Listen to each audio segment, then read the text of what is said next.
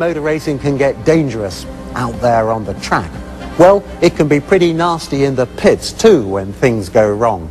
Just like today, refueling in the pits could have its moments. Dick Seaman brings his car into the pits, and he's looking just a little nervous, although you wouldn't think it from the way he'd been driving. When Von Brauchitsch pits, all's not well, and his car catches fire, and so does he. The trouble with methanol-based fuel is that you can't see it burn easily, and he's out the car trying to put the flames out. Seaman, very smartly, gets back into the race whilst they sort out number 12. By the time Von Brauchitsch leaves the pits, he's lost too much time, but soldiers on in his singed car. He thinks it might last the distance. Meanwhile, Hans Stuck battles on. Von Brauchitsch removes his wheel. He admits it's all over. Driving for all his worth, Nuvolari could make no impression on the Mercedes-Benz drivers, who were having it all their own way. Another quick pit stop, and he's on his way too.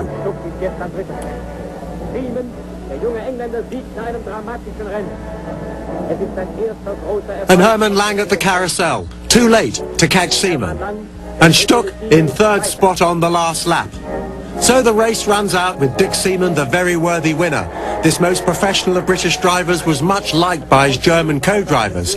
Stuck managed to struggle in third and Nuvolari fourth, but there was plenty of work to do back at Zwickau if they were to catch up. The new formula for 1938 called for separate classes of supercharged and unsupercharged engines. Dr. Porsche's contract was not renewed at the end of 37, and Eberhard Eberhorst became design chief. His new engine was a 60-degree V12 with 3 camshafts for valve control, whereas there was only 1 previously. This made the engine more complicated, but increased its rev range. Instead of a maximum weight, there was now a minimum weight, and the new car weighed 850 kilograms, excluding water, oil, fuel and driver. A striking new feature of the car was the new rear axle. Gone were the Porsche swing axles in favour of a de Dion rigid tube with twin fabricated radius arms. The fuel tank was no longer at the rear, but positioned at the side of the driver. All this reduced the car's length by 17 centimetres and put the driver more in the middle of the car. During the course of the season, the Auto Union team demonstrated that rare ability to make something out of a seemingly hopeless situation and fight its way to the front. After Rosmar's death, all hopes depended on the Italian champion Tazio Nuvolari. During the Swiss Grand Prix in the previous year, he'd been given the chance to drive for Auto Union and very sportingly had handed his car over to Rosmar when his own car had mechanical problems. This fabulous contemporary colour footage was shot by George Monkhouse, the European Kodak representative who became a great friend to Dick Seaman. In the autumn, Nuvolari won the Italian Grand Prix at Monza and then went to Donington Park for the second Grand Prix there. The race was on the same bumpy, twisty circuit that was used the year before. The Brits were totally enthralled that all the European greats had turned out for their race, including their own homegrown hero Dick Seaman. But there was no stopping Nuvolari, who really had the bit between his teeth and put on a show worthy of his predecessor, Rosmar.